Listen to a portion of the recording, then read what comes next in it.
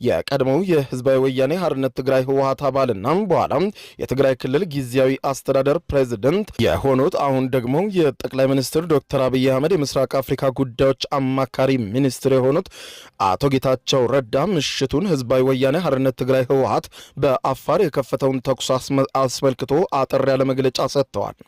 ኋላ ቀር ቡድን በማለት የጠሩት አቶ ጌታቸው ረዳ ኋላ ቀሩ የህወሓት ቡድን የፌዴራል መንግስትን ወደ ግጭት ለማስገባት በአፋር ክልል በኩል ተኩስ መክፈቱ ተሰምቷል። ይህ ደግሞ የአዛዡና የጌታውን የሻዕቢያን አጀንዳ ለማስፈጸም የተደረገ ነው ሲል አቶ ጌታቸው ረዳም በመግለጫው ላይ ጠቅሰውታል።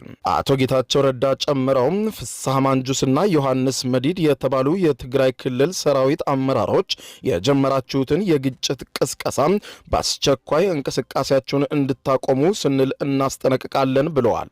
ሚኒስትሩ ኋላ ቀር ቡድን ሲሉ የጠቀሱትን የህወሓት አመራር የፕሪቶሪያውን ስምምነት ለመቅደድ ሁሉም አይነት ትንኮሳዎችም ቢፈጸምም የፌዴራል መንግስት ግን የአጽፋ ምላሽ ከመስጠት ተቆጥቦ ሁኔታውን በትዕግስት ተመልክቷል ያሉ ሲሆን ኋላ ቀር ያሉት የህወሓት አመራር ቡድን የፌዴራል መንግስትን ወደ ግጭት ለማስገባት በአፋር ክልል በኩል ተደጋጋሚ ትንኮሳዎችን ፈጽሟል።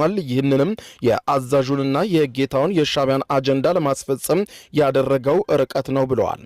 በአፋር ክልል በኩል በፌዴራል መንግስት ላይ የተደረገውን ትንኮሳ ጀነራል ፍስሐ ማንጁስና ጀነራል ዮሐንስ መዲድ ናቸው የመሩት፣ ማቆም ያለባቸውም እነሱ ናቸው ሲሉ አቶ ጌታቸው ረዳ በቀጥታ መልእክት አስተላልፈዋል።